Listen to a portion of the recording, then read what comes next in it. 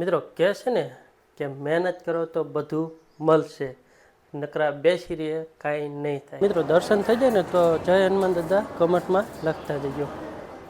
એક નંબર મંદિરનો નજારો જોયેલા આપણે તો.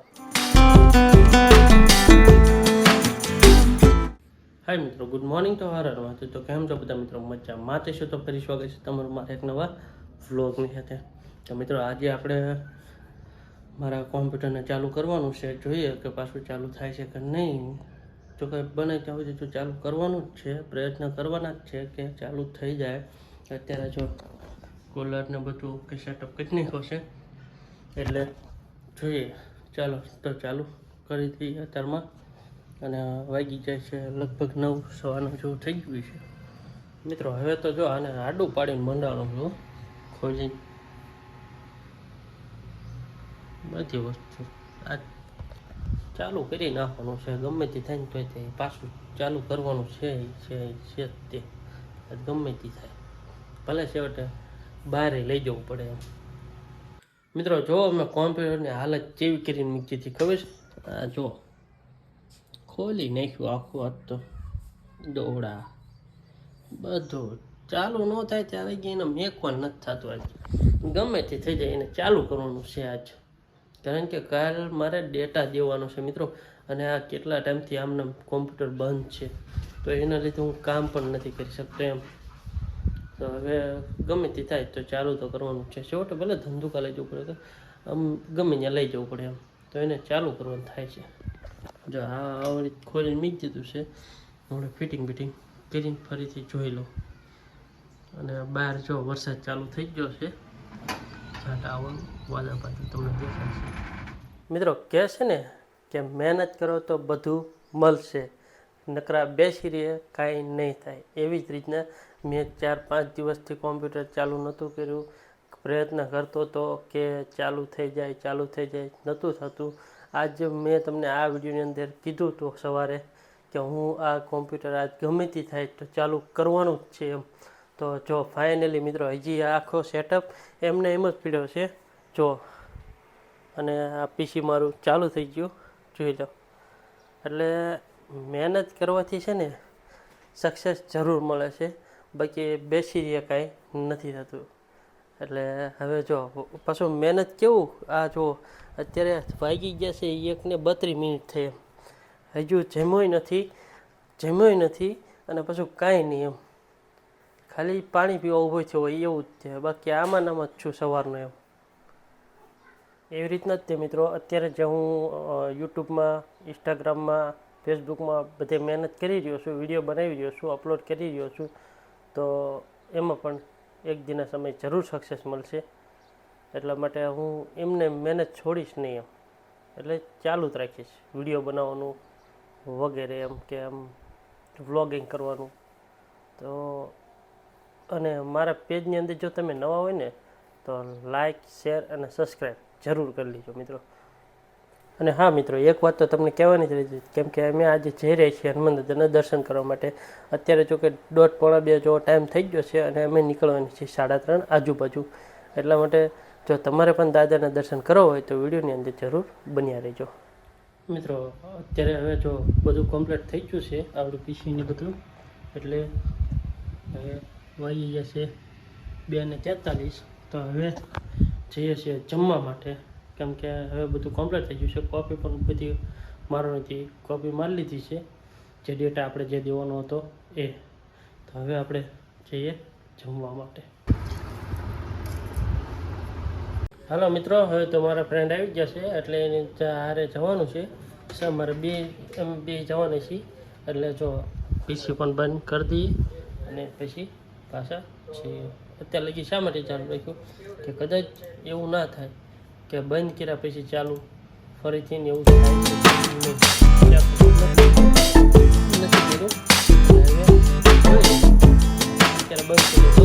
હલો મિત્રો, તો અમારે સાળંગપુર જવા માટે અમારા ભાઈબંધ આવી ગયા છે, તો હું પણ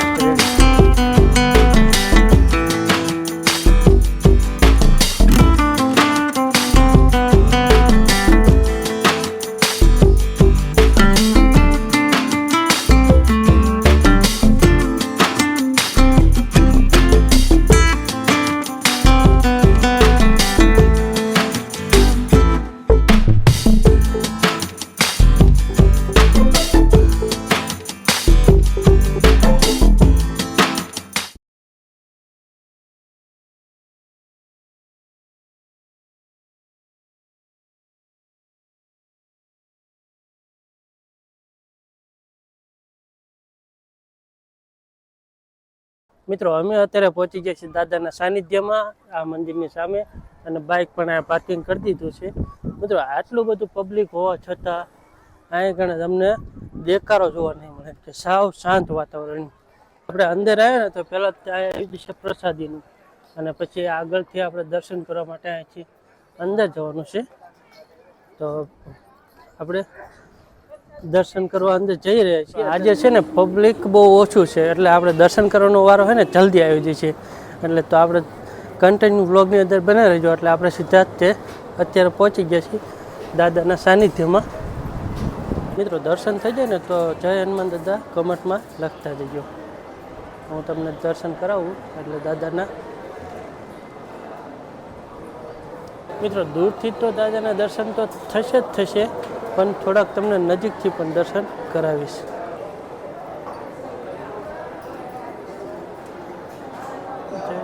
આટલા નજીકથી તો દર્શન કોઈ નહીં કરાવ્યું, હું તમને કરાવી દઉં.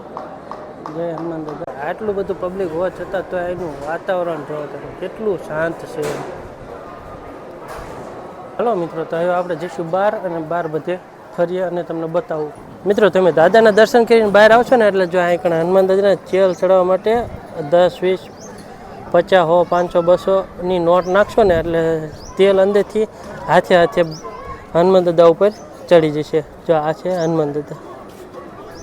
ત્યાંથી તમે થોડાક આગળ આવશો ને મિત્રો એટલે તમને એક બોર્ડ જોવા મળશે કે જ્યાં તમને ન જોયું હોય ને એ બધી જે વસ્તુ લખેલી છે. ધાર્મિક સ્થળ, ભોજનાલય, શ્રીફળ વધારવા માટે, પીવાનું પાણી, બધું આ સાઈડ અવેલેબલ છે. અને તમને મસ્ત બધું સુવિધા પણ મળી રહી છે. તો જરૂર આવો અને દર્શનનો લાવો લો હનુમાન દાદાના મંદિરે. અત્યારે તો અમે જોકે આરતી કરવા રોકાવાના છીએ, તો કન્ટિન્યુ બ્લોગની અંદર બન્યા રહેજો. મેં નથી જોયું. મિત્રો કેમેરો બહાર કાઢી લીધો અને ફોટા પાડવાનું ચીજ નીકળ્યું છે ચાલુ. મિત્રો કૃષ્ણભંજન દાદાના દર્શન કરીને પછી અમે આવી ગયા છીએ અહીંયા પાછળ, જ્યાં સ્વામિનારાયણ ભગવાનનું મંદિર છે. જો આવડું મોટું મંદિર છે, અને ત્યાં લોકેશન પણ બહુ મસ્ત છે, અલગ અલગ ફોટો પાડવા એવું. અને અમે થોડા ઘણા ફોટા પાડ્યા દાદાના સાનિધ્યમાં, જે ભગવાનના મંદિર સામે જે જગ્યા છે ને એ જગ્યાએ. તો અત્યારે અમે આવી ગયા છીએ અહીંયા પાછળ, જ્યાં ફોટો શૂટ કરવા માટેનું બહુ મસ્ત લોકેશન છે એમ. મિત્રો આટલું બધું પબ્લિક હોવા છતાં મારું બોલવું અને આ વ્લોગ ઉતારો મારા માટે બહુ મુશ્કેલ હતું. પણ અત્યારે મેં હિંમત કરીને આ બધું વ્લોગિંગને એવું બધું કરી રહ્યો છું. નહીંતર હું કોઈ દિવસ કોઈની સામે વ્લોગ ઉતારતો નહોતો એમ. મિત્રો આજે આપણે દાદાનું મંદિર જો ને એની પાછળ સ્વામિનારાયણ ભગવાનનું મંદિર છે. ત્યાં આગળ મસ્ત મસ્ત લોકેશન છે કે જ્યાં ફોટોશૂટ માટે બહુ મસ્ત લોકેશન છે. મેરેજ ફોટોશૂટ છે અથવા તો ગમે તે અન્ય ફોટોશૂટ માટે પણ જો તમારા ફોટા પડાવવા હોય ને તો આ બહુ મસ્ત જગ્યા છે.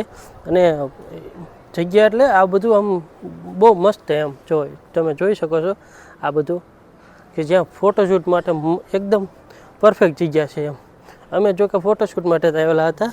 આ જો અમારો કેમેરોની છે, અને અમારા જે ભાઈબંધ છે એના માટે ફોટો માટે અમે આવ્યા હતા, એને ફોટોશૂટ કરાવતું એટલા માટે.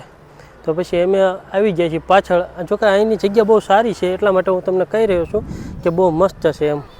મિત્રો આપણે થોડાક આ પાછળ આવીને મંદિરની, સ્વામિનારાયણ મંદિરની પાછળ, તો ત્યાં કણ પણ આપણે ફોટોશૂટ માટે બહુ મસ્ત જગ્યા છે, કે જે ઝાડવા છે, પછી અલગ અલગ ઘણું બધું છે. તો તમારે ફોટોશૂટ કરવું હોય તો આવી શકો છો એમ. મિત્રો અમે છે ને અલગ અલગ જગ્યાએ ફોટા પાડતા રહીએ છીએ, એમ તમને અલગ અલગ જગ્યાએ લોકેશન મેકલતા રહીએ છીએ, કે દેખાડતા રહીએ છીએ કે આ જગ્યાએ ફોટોશૂટ માટે સારું છે, આ જગ્યાએ બહુ મજા આવે એવું છે. જોકે આખા સ્વામિનારાયણ મંદિરમાં ગમે ત્યાં તમે જાઓ તો બહુ મસ્ત છે ફોટોશૂટ માટેનું. અમને તો બહુ મજા આવી ફોટો પાડવાની, અને અહીંનું લોકેશન પણ ગમ્યું. હવે જઈશું અમે સીધા દાદાની મૂર્તિ જ્યાં છે ને તે જગ્યા ઉપર. મિત્રો આપણે દાદાની જે મોટી મૂર્તિ છે ને ત્યાં થોડીક વાર પછી જઈશું. પહેલાં આપણે હનુમાન દાદાની આરતીમાં રહીશું, એટલે કન્ટિન્યુ વ્લોગની અંદર બન્યા રહો. આપણે પહેલાં અત્યારે ડાયરેક્ટ તાત્કાલિક જ જવાનું છે દાદાની આરતીમાં.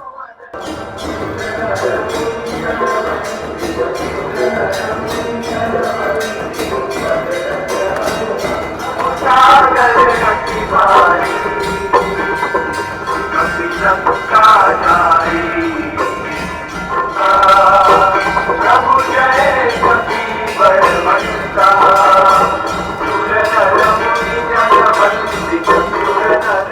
સાળંગપુરનું ભોજનાલય, જ્યાં લગભગ અંદાજિત આખો દીનું 10,000 પબ્લિક છે ને પ્રસાદી લે છે એમ.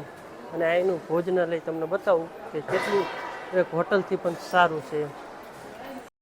જગ્યા છે અહીંયા જમવા માટેની, પ્રસાદ લેવા માટે.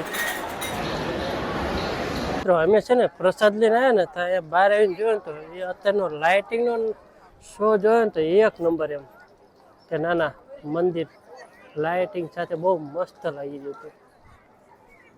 જેવું એક નંબર મંદિરનો નજારો જોયા લાગતો હતો. મિત્રો અત્યારે છે ને રાતનો નજારો એક નંબર છે આ. એટલે હું અત્યારે થોડાક સિનેમેટિક શોટ લઈ લઉં છું અને તમે જોઈ લીજો.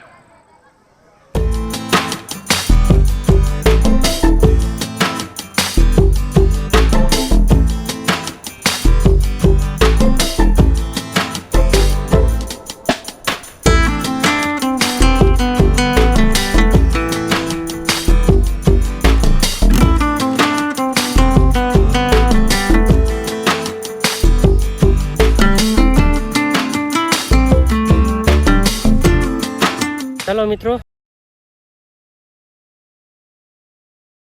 એટલે હવે જઈશું ઘરે.